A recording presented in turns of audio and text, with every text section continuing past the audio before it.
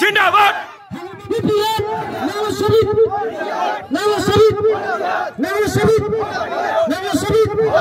ধন্যবাদ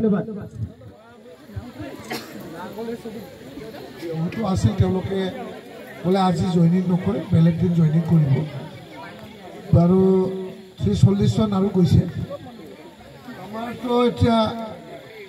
ডেইলি হাজাৰ হাজাৰ জইনিং কৰিব পাৰি আজি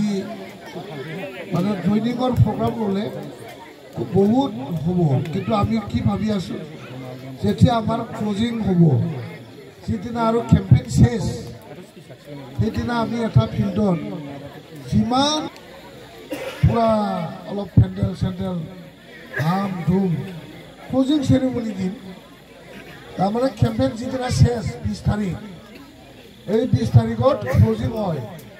যেতিয়া আৰু কেম্পেইন কৰিব নাপায় লাষ্ট 4টা বজাত আমি এটা অনুষ্ঠান পাতিব পাৰোঁ সেই অনুষ্ঠানতে আমি হাজাৰ হাজাৰ জইনিং কৰিলে আপোনালোকে ইণ্টাৰনেশ্যনেল আপোনালোকৰ চেহেৰাটো দেখিলে হয় আপোনালোকৰ পুৰা ভাইৰেল হ'লে হয় কিন্তু আপোনালোকে নামানে আজিয়ে লাগে কালি আজিয়ে লাগে আজিয়ে জইনিং কৰিব লাগে তো যিয়ে নহওক আপোনালোকে জইনিং কৰিলে আমি বিপিএফ দলৰ পৰা আপোনালোকক আৰু শ্ৰদ্ধা ল'লোঁ আপোনালোকে আজিৰ পৰা আমাৰ বিপিএফ দলৰ এজন এজন সন্মানীয় সদস্য এই সদস্য হিচাপে আজিৰ পৰা আপোনালোকে বিপিএফ দলত থাকিব লাগিব আৰু কাম কৰি যাব লাগিব উদ্দেশ্যটো একে নিৰ্বাচনত এইবাৰ আমি জিকিম নিৰ্বাচনত আমি UPPL হেৰুৱাই আমি যাতে BTC গভৰ্ণমেণ্ট BPFৰ জৰিয়তে বনাব পাৰোঁ BPFৰ চৰকাৰ আমি আনিব পাৰোঁ তেতিয়াহে এই আগৰ সময়বিলাক আকৌ আমাৰ ওচৰত আহি যাব সেই সময়ৰ পৰিস্থিতি অৰ্থনৈতিক অৱস্থা আমি যে আমাৰ হৰিশ তাত বহুত লেকচাৰ মাৰি গ'ল হয়তো বহুতে কথা কৈ গ'ল তো জানে আপোনালোকে সকলোৱে যে এই 5 বছৰত এই UPPL চৰকাৰে ৰাইজক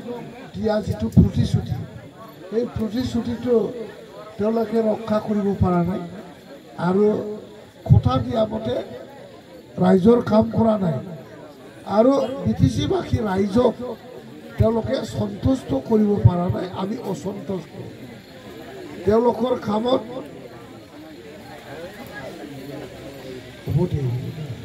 থাক কিন্তু আমাৰ মাওতো ভালো লাগছে আমাৰ মাও বুঢ়ী হৈছে আমাৰ মাওতো বাবা মৰাৰ কাৰণে বিধৱা হৈছে এই বিধৱা আয়ৰ কাৰণেই তো মোৰ বাইদেউ বিধৱা হৈছে ওৰ কাৰণেই তো অৰুণোদয় আঁচনি আমার তোমার খাতি খাওয়া গরিব মানুষের বইনি মরিলে আমার মানে বিনি মরিলে আমার বইনি বিধবা হইলে আমার বইনি আমার মাও নাপায় কেউ নাপায় গরিব অৰুণোদয় নাপায় তো সেলফ হেল্প গ্রুপত ৭৫,০০০ টাকা দেওয়ার কথা কইছিল ৭৫,০০০ সবে পাইছি জানো যেনেবা আমি তো না পাই তো আপনালোকে তো আজি আমার ইয়াত যোগদান করেছে তার মানে আপনি এই সেই বছরত আপনি বিজেপি UPPL আছিল বা বেলেগ দলকে পোৱা নাই কিন্তু BPF-তো নিদে এটাতো কথা BPF-তো নিদে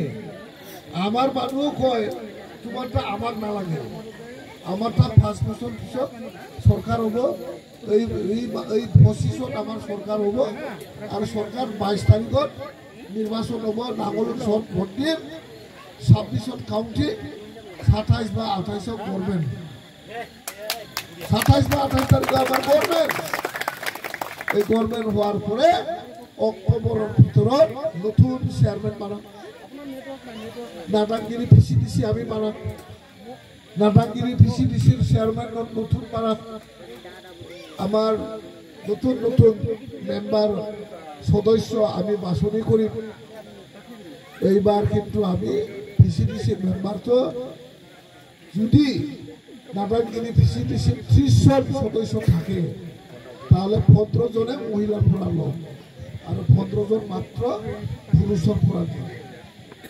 কিবা আপত্তি আছে